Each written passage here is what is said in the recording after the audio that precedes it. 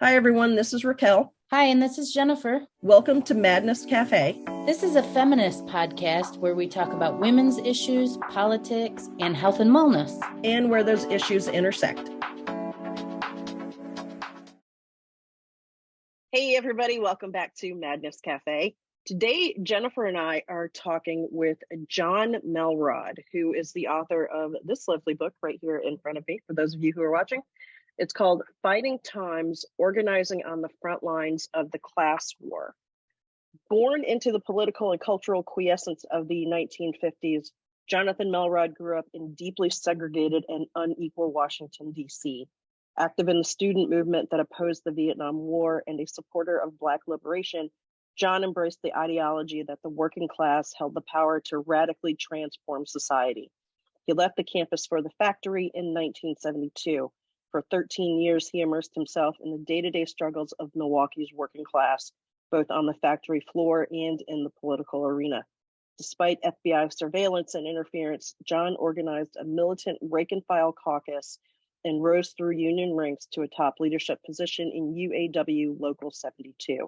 After a mass workforce cutback imposed by AMC's joint venture partner Renault, he left to attend Hastings College of the Law in San Francisco in 1985.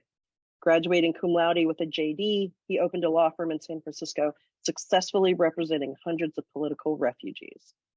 Jon Melrod, thank you so much for being with us today. We're so excited to talk to you about your book and about all of the amazing work that you have done and continue to do. Well, thank you much. I mean, I really appreciate that. And I'm looking forward to the interview myself.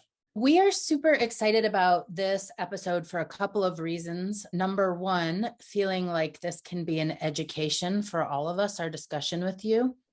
And the first question I have for you is kind of a big one. So it's a two-parter.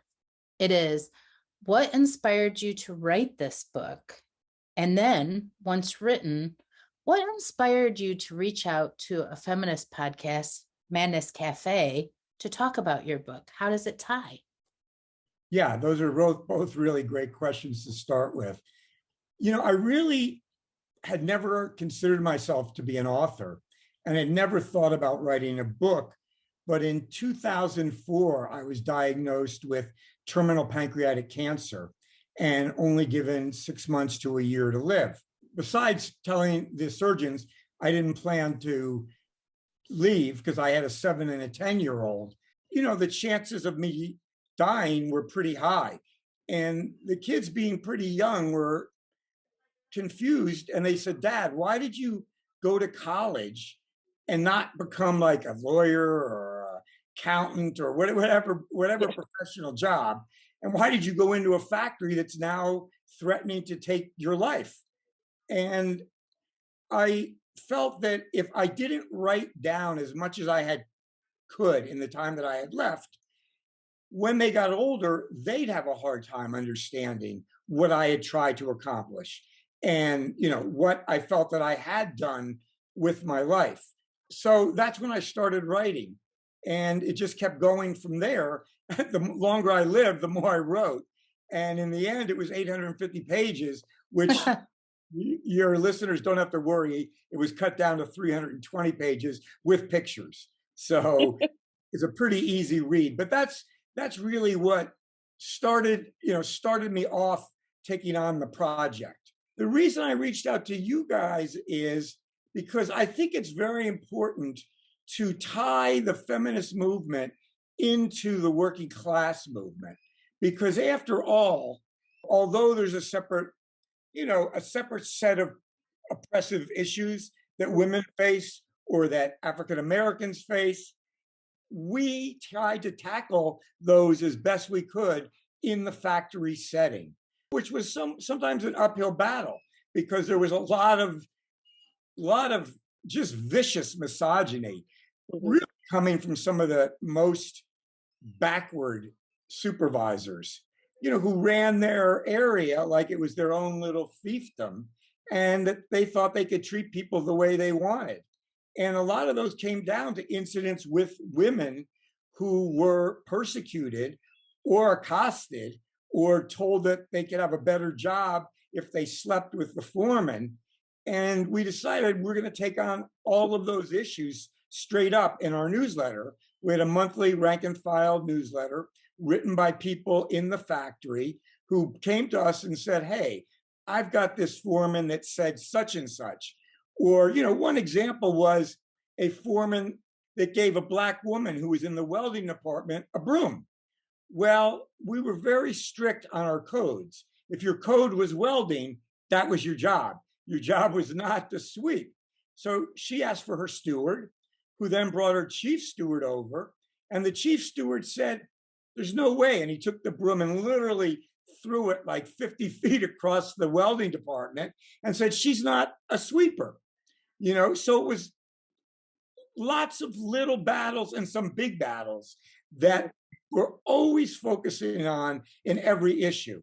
And we began to have a very loyal following among women and workers of color because we never backed down on taking up those issues and standing up for them. You just said we were very strict on codes as a union, which I'm understanding from reading your book and what you're saying, maybe why. I was responsible for writing job descriptions in many of my jobs, and we always wrote out very specifically what the job was, but at the end we always put, and anything else your supervisor asks you to do. Right. Like we did that on purpose from the managerial standpoint. Why are the codes so important in a union workplace? A lot of the ideology of unions dates in the 30s when mass industrial unions were organized, the CIO. And there was a tremendous feeling among union workers that they had to watch out for each other and for other non-union workers. One example would be, I had a repairman, a middle-aged African-American man. Inspectors would check off on a ticket what items he needed to repair. And he would then repair them. Well, his boss came up and notified him with a steward present that he had to seek and repair. There was no longer going to be an inspector. It was up for him to eyeball the car and make the repairs. So we got into a big dispute about it. And I told the supervisor, look, it's just not his job. We have an inspection department to perform those inspections. And they said, well, we've gotten orders, from Renault. And Renault was a French automaker that bought 50% of American Motors, which is where I worked, which used to be the fourth auto company under the big three. Yep. And I said, look, we're just not going to do it because you'll eliminate the inspection department, which is hundreds of jobs. So for weeks, he sat on a barrel not working, and they threatened to fire him. They threatened to fire me. And, we were supported by the vast number of people in the department, which was 350, because people had a conscious understanding that if we didn't keep jobs separate, they would lay people off. From a management point of view, I can understand why, it interferes with your discretion, but it goes back to a very important union tradition. The first time they told us to work overtime on a Saturday, first of all, we found in the contract that overtime was voluntary and spread the word. Secondly, beside us wanting or not wanting to work overtime, we wanted the company to hire more people rather than work us overtime, to spread the work among people who were unemployed. So the principle runs through a lot of examples why we strictly enforced these union rules that had taken since the 30s. The first contract was a one-page contract in 1933, and that was the first collective bargaining agreement. But over the years, it was built up to this very thick black contract book that spelled out everything. Where did you go when your job was eliminated? You had the right to that job, so you could follow 51% of the work of that job to a new job. So from management's point of view, it was very cumbersome. From the union's point of view, we were really, protecting people's rights, like the right to own your own job, to not be able to be told every day, go here, go there. That was the principle behind it. It really came out, if I could give you one more example, we were all notified, given what we were calling man assignments, worksheets, which is another example of sexism in a sense. I mean, everything was male, It still is. It still is. Yeah, right. We made a little progress, but not as much as we would have hoped. But they gave us all new job assignments. The foreman comes with a steward and he says, I'm going to add on 5 screws. We're adding 3 cars an hour to the assembly line work without taking any work off people's jobs.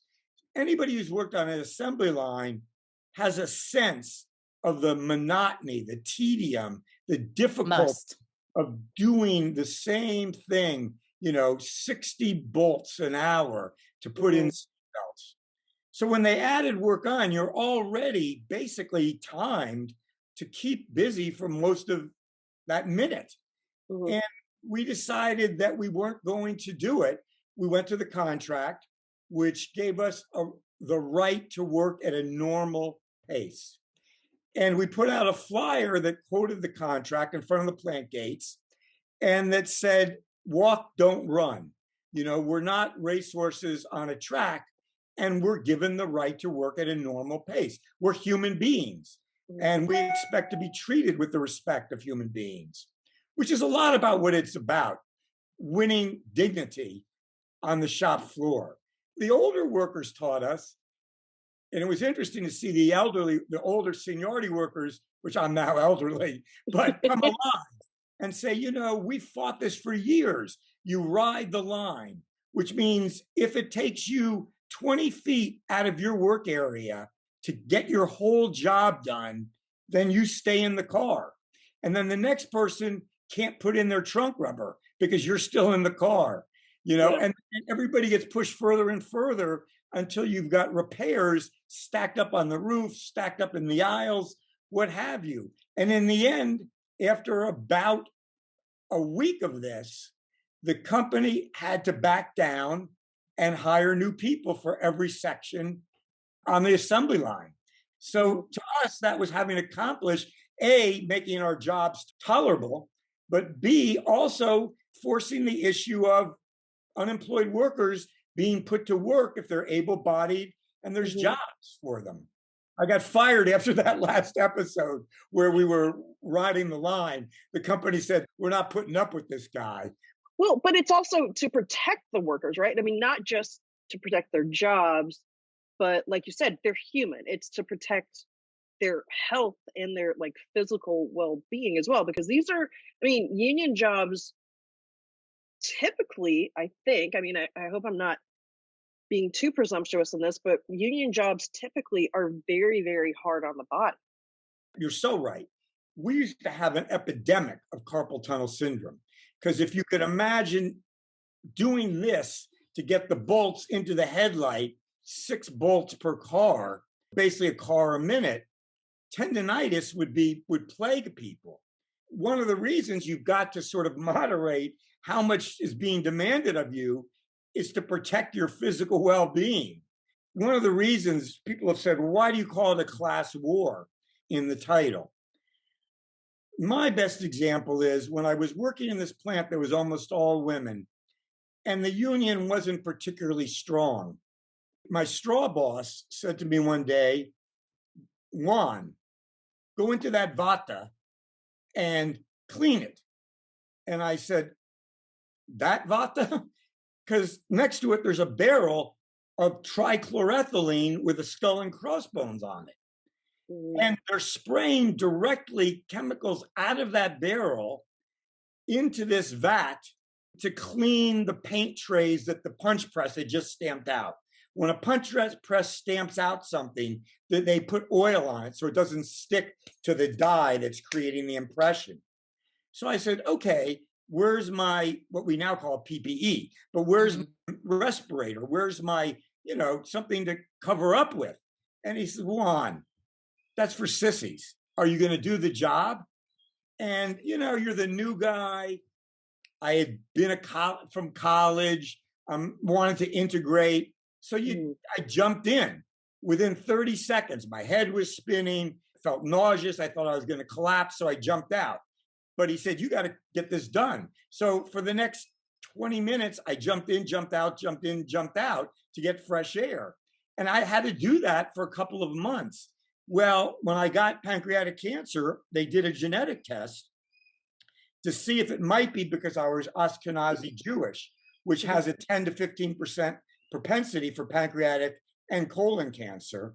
And it came back, no, it was industrial toxins that had triggered the formation of these mutated cells. So they could have used something else. It might have been, pennies more for a different solvent, but they didn't. And I almost lost my life because of it. When you're down in that situation, you feel like you're engaged in a class war. When I tell you stories about one of the most sexist, racist foremen, you'll just say, no, I can't believe this. In the end, he got fired. We put so much pressure on him. But the way he went after people of color and women workers was just abominable. I mean, I'm real curious because your kids were onto something when they said, hey, Dad, you're a college educated man. Why are you working in the factories? You're not really working class. You don't really have to do it. Why did you, Jon, decide to do it? Right. Well, that's probably the fundamental question of the whole book. Yeah. And people ask me that quite frequently. It's hard because you have to reference point going back to the late 60s when there was an enormous student movement in this country. Literally, there were marches of, in total, hundreds of thousands. For instance, when we had a Black student strike in 1969 to demand the entrance of more Black students and demand for ethnic studies, we shut the university down. The interesting thing is that people, now that there's all this nonsense about critical race theory. Yes. Oh, I hope we get into this. Yes, let's get into it. We did such a job educating the student body that when the Black students called for a night march on the Capitol in Madison, Wisconsin, according to the newspapers, there were 10,000 students. That was a third of the student body, and there were only 500 Black students. So those white students embraced and understood the importance of that issue. And I use that a lot because, the right, in a way, is out-organizing us for the moment, in the judiciary, and they're, taking away rights that we've won. But that's on us to be out there educating people and mobilizing people, doing things like what you're doing so that we're building an understanding among people of, what's going on. And why does the right not want us to teach history? Why do they not want critical race theory? Why did your college campus not want to teach? Why? There's systemic racism that goes back to the original sin, which was slavery. And, that still impacts the African-American community to this day. I mean, the wealth disparity, the health disparity, the housing disparity, we could go on. And similar for women. Women weren't in the Constitution. They didn't have the right. Still aren't. That's right. I don't know how much progress we've made, but anyway. And those things have an effect on social relations, on economic relations. If we're not vigilant, they create divisions amongst ourselves when it's really just a small owning class that's enforcing those kinds of divisions. The story that you told about, the student movement at Madison, where there were the 10,000 students who marched on the Capitol, what I take from that, and what I think is the basis of the union and pro-labor movement in general, is that there's strength in numbers. That aren't divided. That aren't divided, right? And we have to come together. There has to be a union in the one sense of the word of uniting, so that more can be done to protect people. That's right. And it didn't just happen that those 10,000 students showed up. We used to, when we were in SDS, Students for a Democratic Society, which was the first mass organization of student activists, which had 100,000 members in the late 60s. We went into the dorms 2 nights every week, walking room to room, going through the issues. Here's the issues that Black students face. Here's the Vietnam War and why we oppose it. So when it came time to demonstrate against the Vietnam War, it wasn't just hundreds of people, it was thousands of students that would be out protesting. But they had been educated and brought together to understand that our power was in numbers.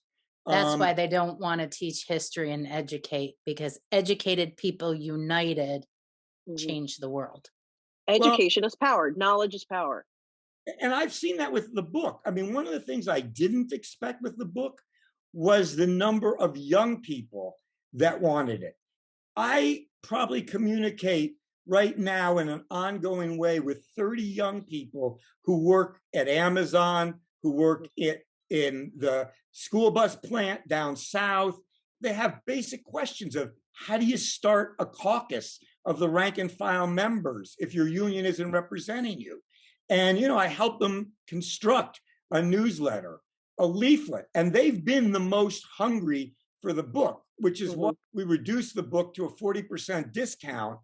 Awesome. If you go to pmpress.org and you put in the discount code FIGHTING in capital letters, I just want people to get the book. I don't really care about royalties or any money that's made. And if it can educate young people and inspire them. On my website, we post a lot of these letters that people write to us. And they're really pretty amazing. Like, you inspired me to, join the union, to become active in the union. And unfortunately, we don't have enough of that kind of model being set. How does the union today differ from the union back in the day? I worked in a very particular union that still had in its both people's way of thinking and the contract was very, very advanced. Or that's not the right word. We had a right to strike over every grievance. It was very developed. Very developed. We had one steward for every 35 employees, and we had voluntary overtime, something that didn't exist in the auto industry. We also had some of the traditions of democracy that existed when the unions were first formed. So each department had its own department meeting once a month. So whereas some people were intimidated to go to the larger plant-wide meetings, they would come. I ran for department chair so that I could rebuild department meetings. And every month I'd hand out a flyer to every worker in the department. We're discussing particular issues facing women in this particular meeting.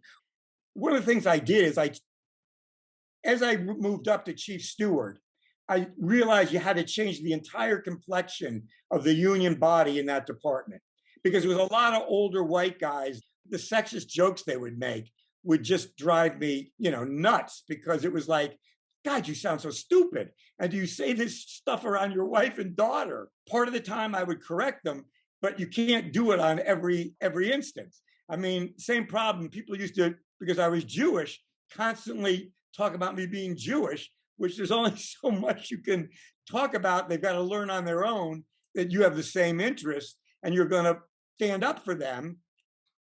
But I came into work one day and everybody was buzzing, groups of people. And I got to this group of young people and they said, John, did you hear what the chief steward did last week? And I said, no.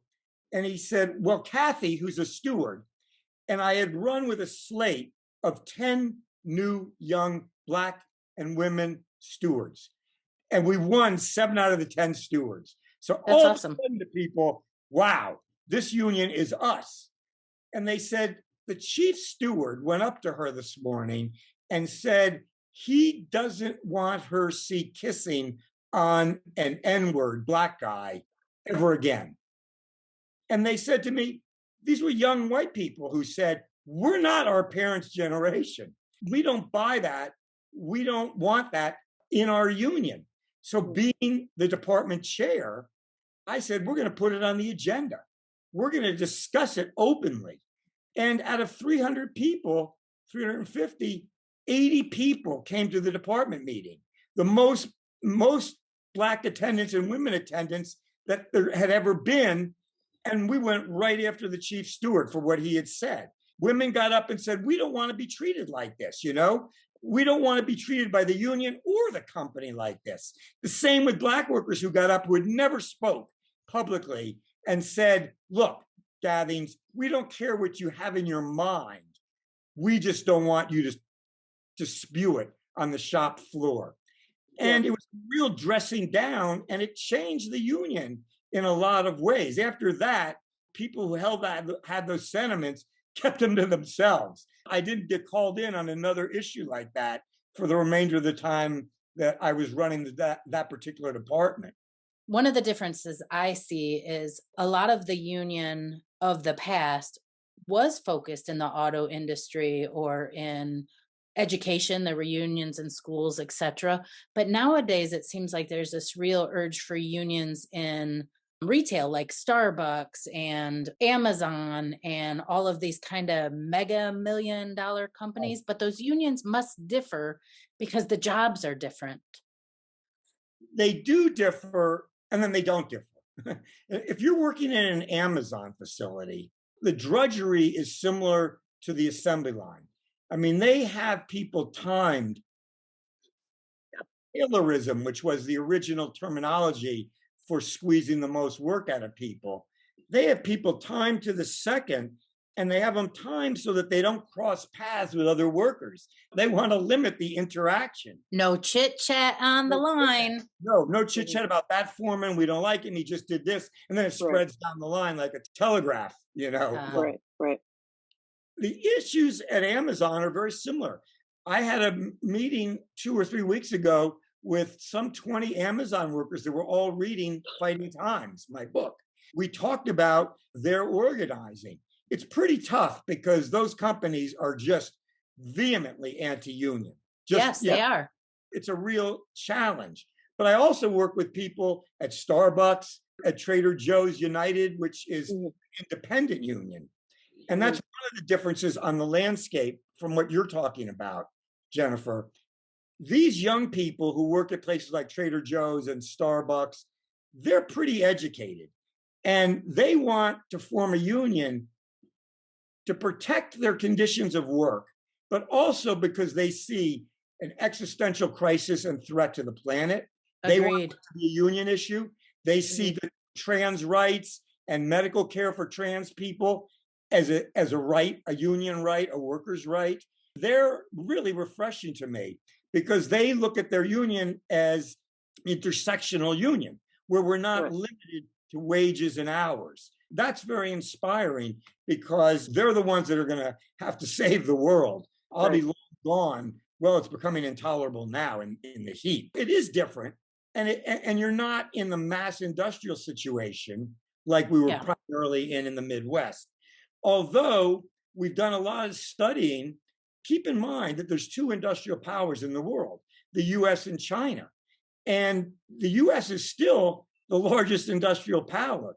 That industry has moved to the Southeast, North Carolina, Mississippi, Alabama, where you have big manufacturing, electric vehicles, electric batteries, electric buses.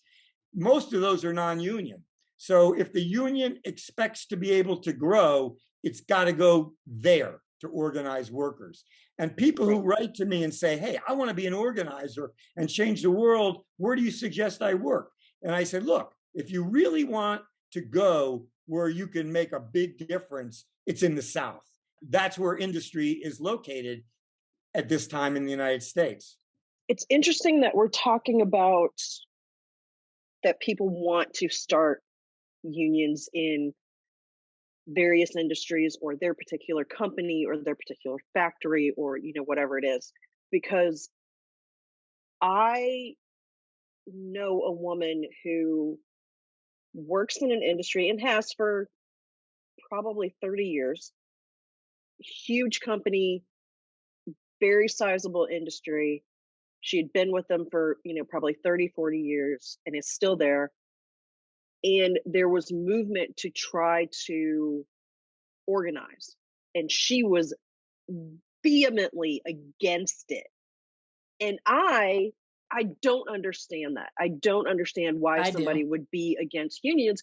Well, because like I get, yes, capitalism, I can understand that, the bigger issues around it, but I have always seen unions as being a protector of the little guy.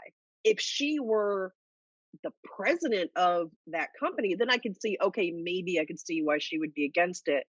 But I really don't understand why some people who aren't the high level, they're in the middle somewhere.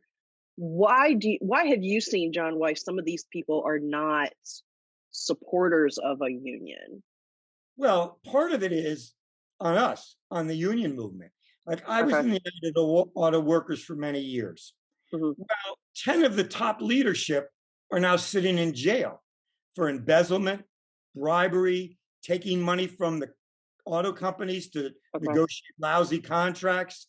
So the members of the UAW look at these guys and say they were out smoking cigars, buying summer homes when we're in here sweating 8, 10, 12 hours a day. They don't want to join that kind of union. Okay. So there's a whole movement in the country of reform caucuses that are demanding these unions be democratized and they Okay. become transparent and they not be run in what we call business unionism, where the union is somewhere out there in an office and there's a business rep that you very rarely see. Who wants to join that kind of union? And we were active socially. We had bowling league. We had, fishing competitions. We had so many social events. We made it an all-inclusive so that people stuck with the union. If the union said to you, we're going out on a wildcat strike, which isn't legal, people went out because they had that level of respect for the union. I don't blame her because you've got this situation. Plus, it's a scary time. I mean, you read in the paper that Howard Schultz has fired 90 union organizers. Your job is literally on the line. They all may get rehired, and a lot of them have been forced to be put back to work by the National Labor Relations Board. But that means you're going to be out of a job for a while, et cetera. Right. It runs both ways. I mean, I have to admit it. There's got to be a lot of reform and change in the unions so that people want to be part of them.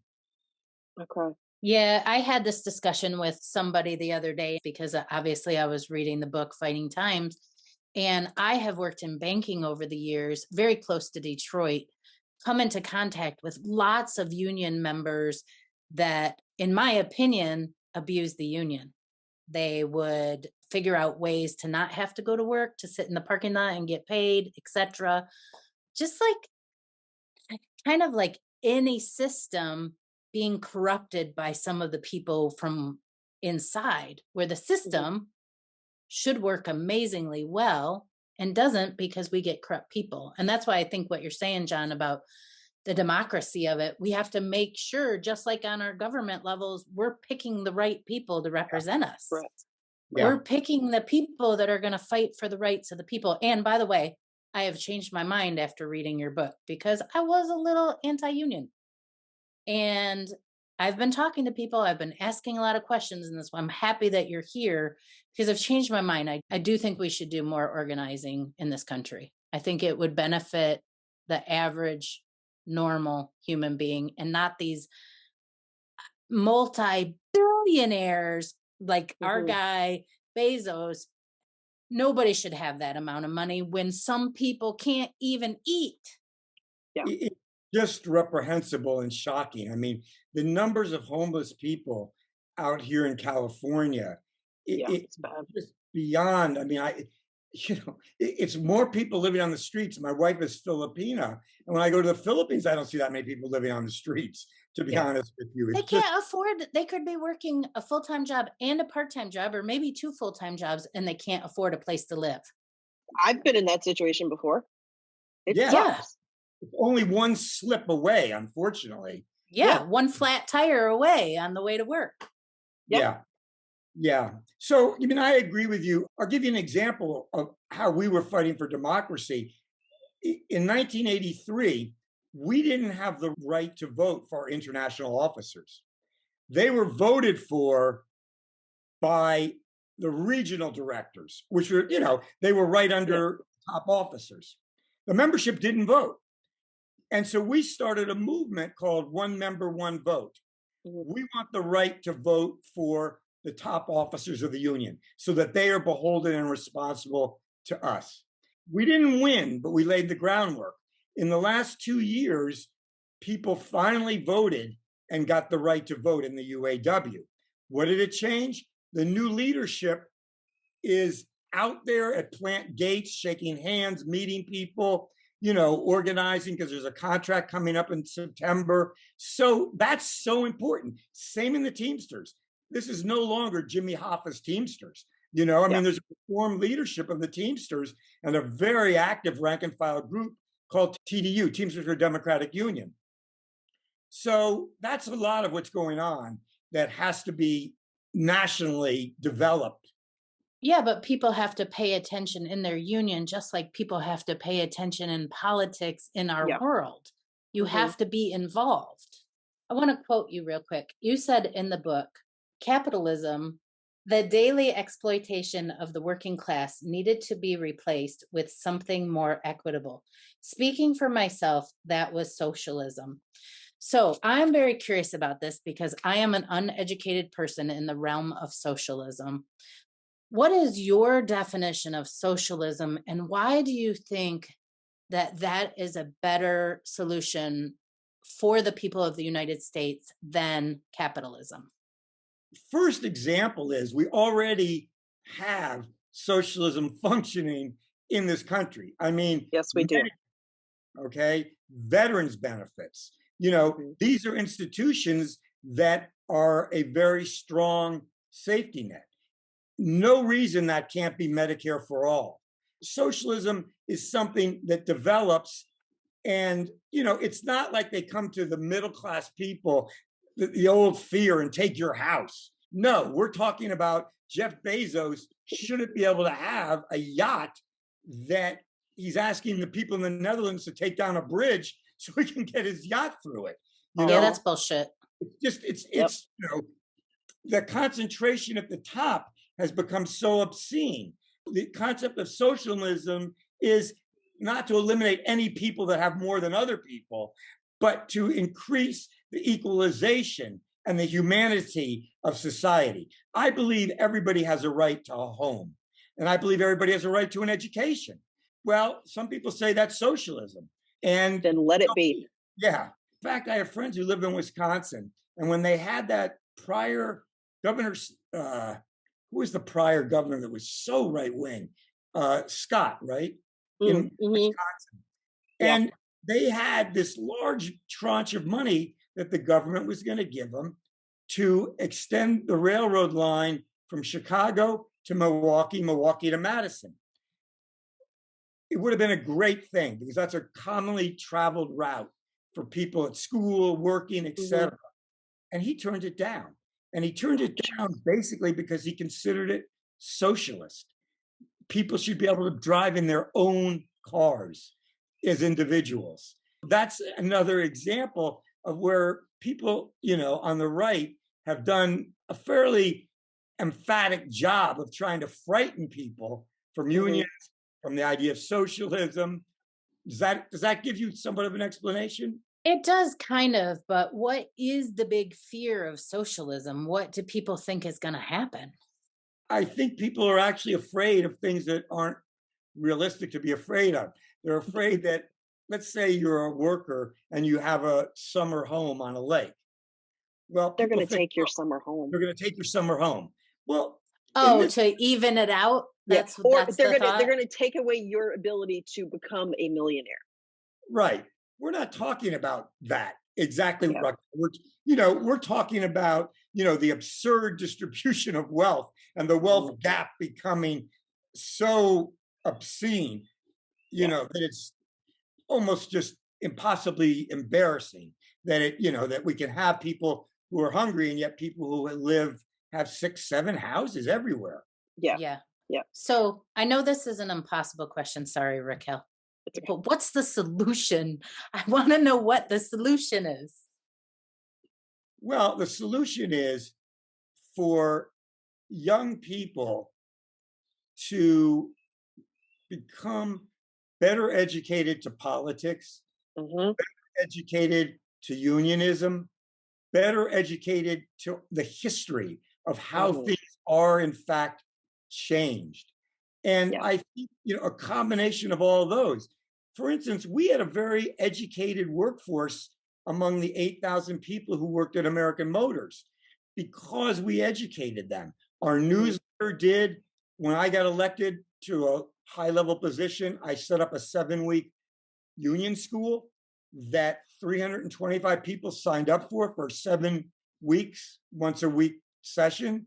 That's So cool. even on that level, we were, providing education to the history of unions, to women's suffrage. We used to show this film, Babies and Banners, which was about the women's brigade during the GM sit-down strike, so that we got people to have a broader view of what society can offer. The traditional union song is Solidarity Forever. And when I was working with the farm workers' grape boycott, which had been going on in California for 5 years, they were trying to organize the United Farm Workers Union. And we went to speak to a group of steel workers, and they voted to support the boycott of the grocery store, that we wanted to have grapes taken off the shelves. There were about 50 of them came out with picket signs to join us. They all went into the store. They all filled up their baskets overflowing with ice cream on the bottom and pushed them up to the register and then left. And they came out singing Solidarity Forever. And there was this one phrase that just really struck me, which is, we shall bring to birth a new world from the ashes of the old. And that to me was the vision, that we can bring to birth a new world from the ashes of the old. And we're not the one who are creating the ashes. When you have petroleum and they're still giving out petroleum, mining licenses, they're creating the ashes, that come from Canada to the East Coast, that come from California to where I couldn't go out of the house because I have lung issues for a week. I mean, it was crazy. You couldn't go out of the house. It's happening in Michigan now. Yeah, it's same... happening. It's happening in Atlanta now too. Yeah. The other day I went outside at 11 a.m. and it was hazy.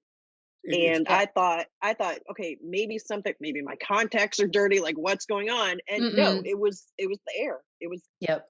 This has never happened before. Not on this. It has in California for years, but it's never happened over here before. I hope people take away the lesson. Hey, this climate change is real. It is real. It's not in the future. We'll have to see, but that's my hope when I see it affecting so many people and so much of the world. Okay, I want to get, because we've kind of opened up the whole, politics issue and capitalism and all that. And I have sort of, maybe I'll say it's a 2-part question, but it's probably just 2 questions. But in my head, they're linked. Okay, so the first part of it is, I think maybe the stereotype of people who belong in, or who join unions, are that it's working class people who maybe, some people who may not make quite as much money, maybe some people who do, whatever, but it's generally seen as people who are working class. And a lot of the people that you see who are taken in by Trumpism, who were out at his rallies, are largely working class people who probably work jobs where they're represented by unions. How is it that this is happening, right? Because union and Trumpism seem completely at odds in my mind, right? Yeah. So I don't see quite how that's happening. Second part is unions, there's this history of bringing people together, gaining consensus, making changes. What can Democrats learn from the pro-labor movement that can help us? And yes, I'm a Democrat. I think everybody who listens to the show knows that. What can we learn to improve our politicking, and maybe also fight against the growing wave of Trumpism? One thing that really struck me in the last election, or the election that Bernie Sanders ran, there were quite a few Bernie people who, when he pulled out, switched to Trump. And it had to do with Trump, for as much as I despise the guy, I mean, every part of his being, managed to tap into a real level of dissatisfaction among working people in this country, that they're not being given a fair shake. And he's really exploited that to where he's created a cult. Right now, Wisconsin is a red state. Back in the day when I was there, unions were so powerful. Every factory in Milwaukee was unionized. The last union factory is leaving Milwaukee. And that was the base of the Democratic Party.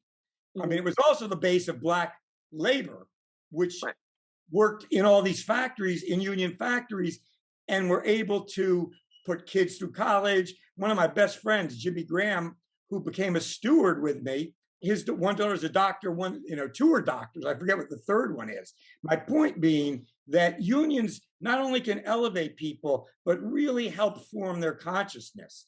The unions play that role. Well, once you've eliminated industry and eliminated unions, you don't have that organization out there that's trying to educate people politically.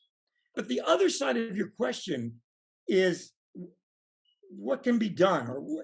There was a march in Tupelo, Mississippi in 1981, I believe, and it had been called by the United League of Mississippi, which was an African-American organization, and they were fighting the Klan, they were fighting theft of Black farms, they were fighting police repression, brutality of young Black men, and they asked people to come from all over the country to march.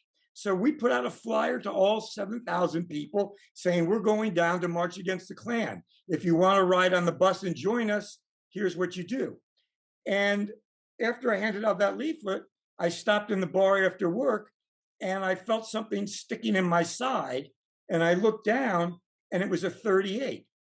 And the guy said to me, he said, hey, I'm Dead-Eye DiMarino, and I'm a member of the White People's Nationalist Socialist Party. I'm a Nazi. You're that Jewish communist who puts out the Fighting Times newsletter. And I'm like, wow, how do you get out of this situation? And so I called over the bartender. I said, double shots for both of us. So did them, quick, double shots again. So in any event, I started breaking it down on an elemental level. Look, Dead-Eye, have you ever seen anything in the Fighting Times newsletter that you disagree with? Didn't we just fight to get your steward in the maintenance department rehired because he was unjustly fired? And by the end of 2 hours, he's hugging me, calling me a union brother. I'm behind you. I understand what you're saying. So when Hillary Clinton called basically working people a basket of deplorables, that's really alienating, Yeah. Those people are the people that we need to be on our side. And they can and will be with the right education. Now, MAGA people are a different category. I mean, sure. Yeah, but you're right about Hillary Clinton, and perhaps one of the biggest issues with the Democratic Party being sort of an elitist party, using rhetoric that makes people feel less than. I'm not educated enough. I haven't gone to the Ivy League schools, therefore I don't really fit in this party. That's a big mistake, I think. Yeah. Huge mistake. Yeah. And one example that just points it out so dramatically. In the first Trump election, I had my friends who were all late retirees canvassed all through Milwaukee and phone banked. And they called up Hillary's campaign and they said, we need Hillary out here. We can tell how close Wisconsin's going to be. She didn't go out there. They sent Chelsea. Yeah. This girl who had been to an Ivy League school, had no work experience. Right. What guy who's working in a foundry or a steel mill wants to hear, this young kid tell them how they should vote? It was just alienating. Alienating is the word, alienating. Yeah, but like I said, I mean, we Democrats and the ones who are running the party and who are the strategists need to pay attention to how the pro-labor movement worked and how it's changed to where it's working now in, Starbucks and UPS and FedEx and, the Writers Guild and SAG-AFTRA. I mean, look at the lessons that we've learned from union movements of the past and how it's changing and how it's being effective now. I mean, these are things that the Democratic Party and the political strategists need to look at and learn from and adapt so that we don't go the way of the dinosaur. Yeah, right. Well, Raquel, here's a good example of what you're saying, which is when the railroad workers were threatening to go on strike, mm-hmm. and I was covering it very closely. And you actually, if you miss a day because you're going to the doctor, you can be fired for that day you missed. Mm-hmm. And they desperately wanted 5 paid days off a year to be able to go to the doctor, go to a funeral, what have you. Mm-hmm. Mm-hmm. Biden, who claims to be the union president, set up an emergency committee to negotiate the contract. And it didn't end up giving them 5 measly days off. Yeah, 5 days. 5 days is nothing.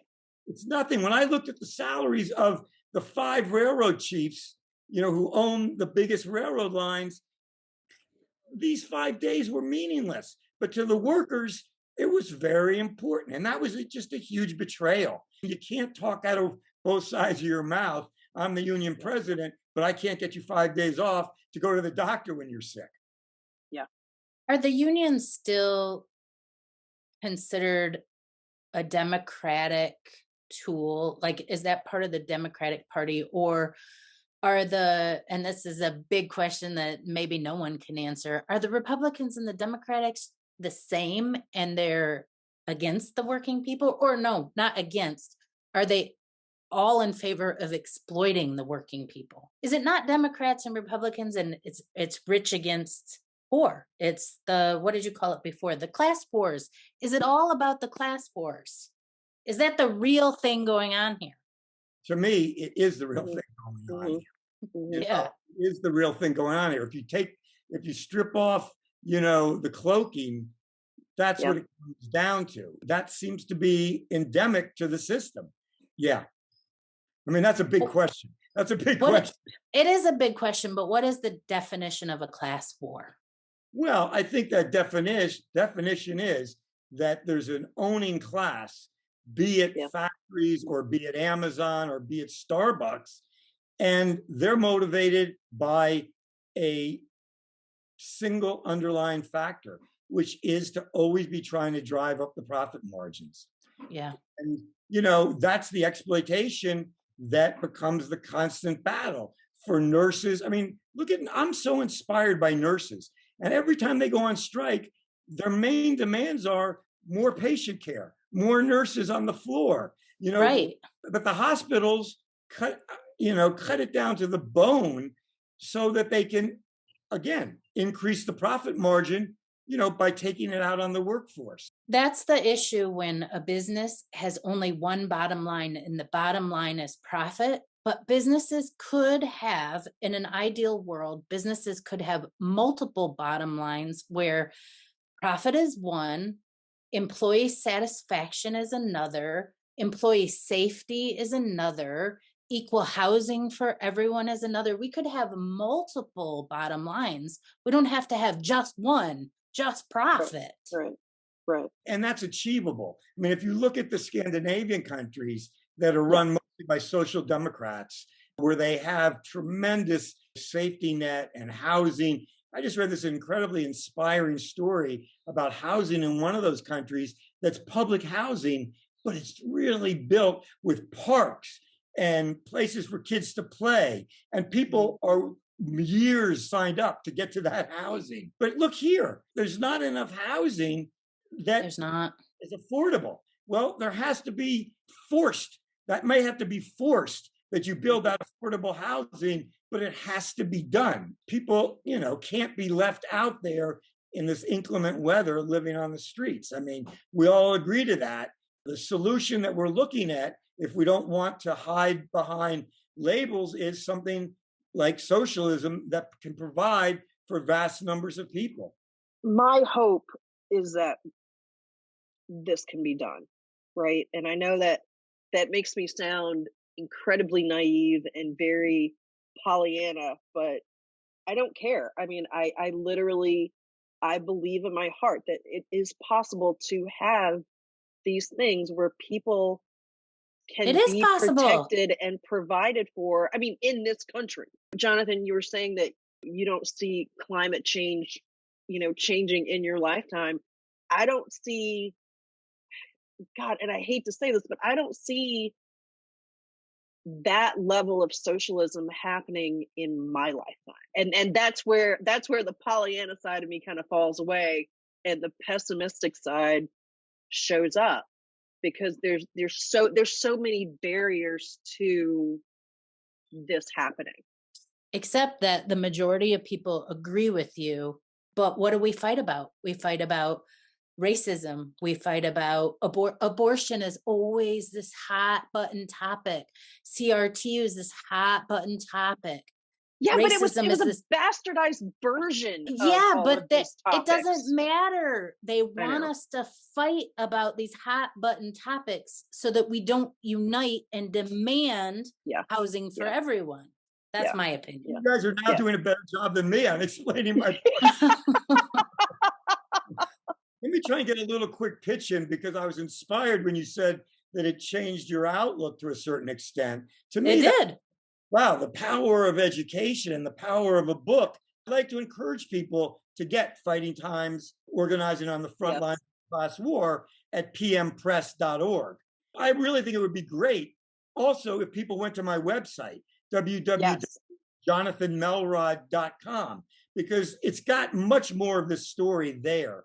The story of how I beat cancer using alternative treatment. The story of the FBI tracking me in the factories and getting me fired.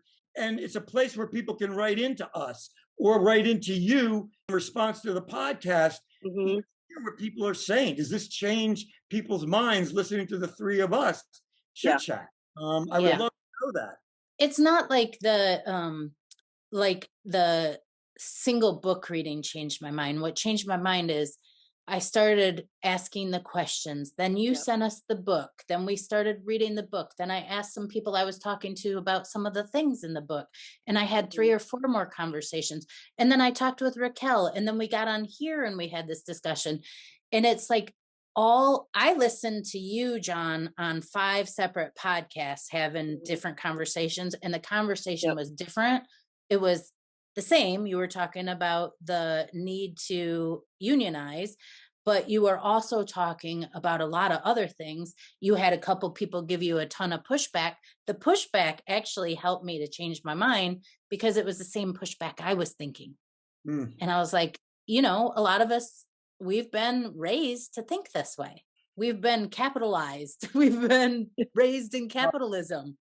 It almost sounds like you read or you listened to one of the first podcasts I did was a guy who said to me, look, I live in Florida. I'm a Republican. I'm a conservative. Okay. When we got on to do the podcast, at the end of it, he held up a copy of my book. And he said, you know what? I thought I would disagree with everything this guy said. I recommend you get the book because it'll open your mind. Yeah. And to me, that was like a really valuable experience, because he came in hot that, he was going to argue with me about socialism or about, unionism. And in the course of an hour, he was recommending it to his listeners. Yeah. And for me, it has to do with some of my forbearance was always around the fact that somebody is going to be corrupt. Somebody is going to take advantage of the system. Somebody's going to, maybe make it more unfair for workers. But then when I look at it, okay, we're talking about such a small corruption compared to the Jeff Bezos. Like, how corrupt is he to hold all that money? How corrupt are our politicians to hold and wield all that power? How corrupt are our big businesses that are changing our laws that we don't even have any say in? So this little tiny corruption, we better fight for the man, and with that tiny corruption to overtake that huge corruption. Mm-hmm. You know, that's what it came down to me. It was finally like I understood, oh, that doesn't really matter anymore because it's so much bigger. Wow, that's really eloquently said. Well, thank you. Yeah, it encourages me to hear you say it. Was there anything that you wanted to tell the audience that we didn't give you an opportunity to talk about? I don't know if we have the time. I wanted to go into this one foreman who was just so particularly hostile and arrogant, and, you know, and it was towards African American and women. He would point at two Black women who worked for him and make his fingers like this and go, bang, bang, two dead blackbirds. Then he went up to one of them, I'd like you better if you had more chest. Okay. He went up to this young Mexican American woman and he said, I'll give you a piece of gum if I can have a bite of your tits. Oh my God. He went up to this Black guy and he called him a lazy MF N-word and threw a 35-pound steel air gun at him.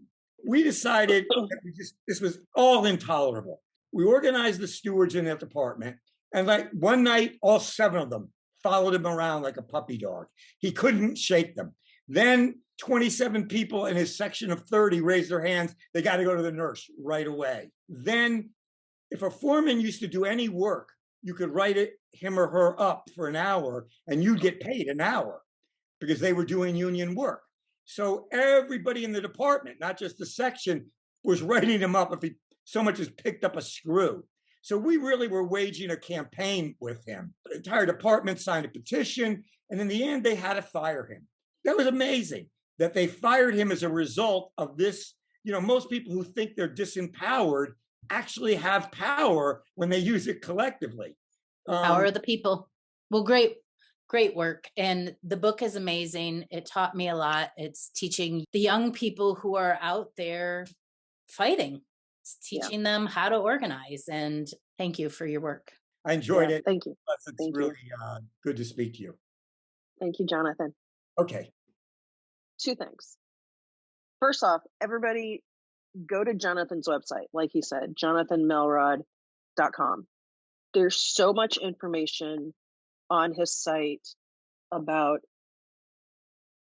unions, organizing.